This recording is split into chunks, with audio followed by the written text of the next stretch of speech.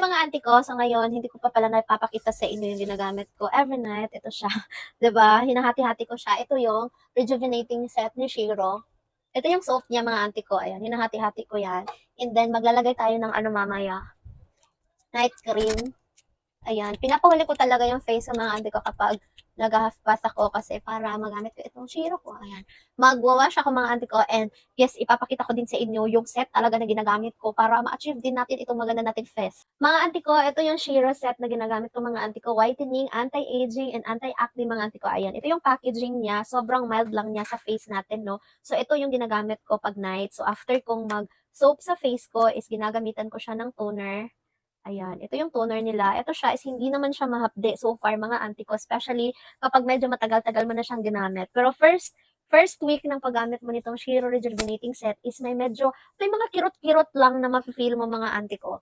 Pero hindi naman siya ganun kahapdi talaga. Tapos sinasali ko talaga yung leeg ko para magpantay naman yung kulay ng face at ng leeg ko. At ayan, ito yung itsura niya, 'di ba? Hindi talaga sapat na sabon-sabon lang tayo. Next naman mga auntie ko is may sunscreen siya at may Rejuve cream siya mga auntie ko. Ang sunscreen niya is ganito yung consistency niya. Ito yung ginagamit ko every morning after kong maghilamos at after kong mag-toner. Pero ngayon, since night siya, ito yung gagamitin ko, rejuvenating cream. At ito yung consistency niya mga auntie ko. Ayan. Medyo madami-dami pa siya at konti lang din naman yung ginagamit natin every night. Hindi naman talaga yung sobrang dami yung i-apply natin sa face. Ayan.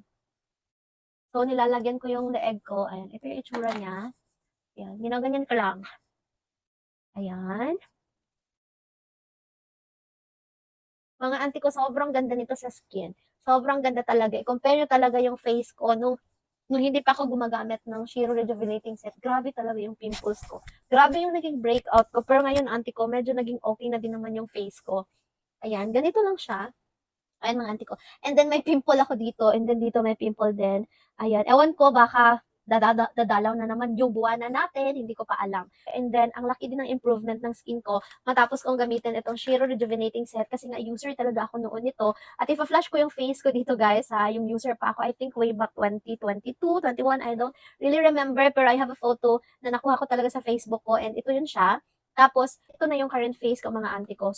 So, ito nakadalawang box na ako nito and then may micro-peeling lang din yung effect niya. Hindi yung nagpapakpak talaga na parang lechon, hindi ka din namumula. Alam niyo na, mahilig ako sa dagat. So, mas pinipili ko talaga yung Rejuve na hindi talaga yung sobrang nakakasunog ng face. So far, ito yung pinaka nagustuhan ko sa market kasi ito yung pinaka-mild. So, ilalagay ko na lang po sa yellow basket kung gusto nyo rin pong i-check out. Complete set na yan ha. May soap, may toner, may sunscreen, at may Rejuve na po tayo. So, ayun lang. Thank you. Bye! Bye!